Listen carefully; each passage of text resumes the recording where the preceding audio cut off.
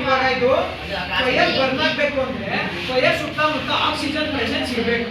Oxygen ಅಂದ್ರೆ ಗೊತ್ತು ತಾನೆ? ಇವಾಗ ಯಾವುದೇ ಫೈರ್ ಬರ್ನ್ ಆಗೋಕ್ಕೆ ಆಕ್ಸಿಜನ್ ಒಂಥರ ಫ್ಯೂಲ್ ಇದ್ದಂಗೆ, ಆಕ್ಸಿಜನ್ ಕೂಡ ಬೇಕು. ಎಲ್ಲಿ ಆಕ್ಸಿಜನ್ ಇರುತ್ತೆ ಅವಾಗ ಬೆಂಕಿ ಉಳಿತಾ ಇರುತ್ತೆ. ಇವಾಗ ಅದನ್ನೇ ನಾವು ತೋರಿಸಿ ಇವಾಗ ಗ್ಲಾಸ್ ಆಗ್ತಾ ಇದೆ ನೋಡಿ, ಆಮೇಲೆ ನಿಧಾನಕ್ಕೆ ಗ್ಲಾಸ್ ಇನ್ವರ್ಟ್ ಮಾಡಬೇಕು. ಇವಾಗ ಇದು ಒಳಗಡೆ ಇದ್ದಿದ್ದು ಆಕ್ಸಿಜನ್ ಎಲ್ಲಾನು ಅದು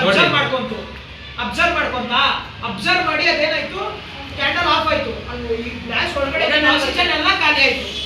ಆಕ್ಸಿಜನ್ ಮಾಲಿಕ್ಯೂಲ್ಸ್ ಏನಿರ್ತಿ ಗ್ಲಾಸ್ ಒಳಗಡೆ ಅದೆಲ್ಲ ಅಬ್ಸರ್ವ್ ಮಾಡ್ಕೊಂಡು ಈ ಬರ್ನ್ ಆಗಿ ಮುಗ್ದೋಯ್ತು. ಒಳಗಡೆ ಆಕ್ಸಿಜನ್ ಇಲ್ಲ, ಅದಕ್ಕೆ ಕ್ಯಾಂಡಲ್ ಆಫ್ ಆಗಿ ಒಳಗಡೆ ಅಟ್ಮಾಸ್ಫಿಯರಿಕ್ ಪ್ರೆಷರ್ಗೆ ಅಲ್ಲಿ ಒಳಗಡೆ ಎಕ್ಸ್ಪ್ಯಾಂಡ್ ಆಗಿರೋ ಪ್ರೆಷರ್ ಕ್ರಿಯೇಟ್ ಆದಾಗ ನಿಮ್ಗೆ ವಾಟರ್ ಲೆವೆಲ್ ಮೇಲೆ ಹೋಗುತ್ತೆ.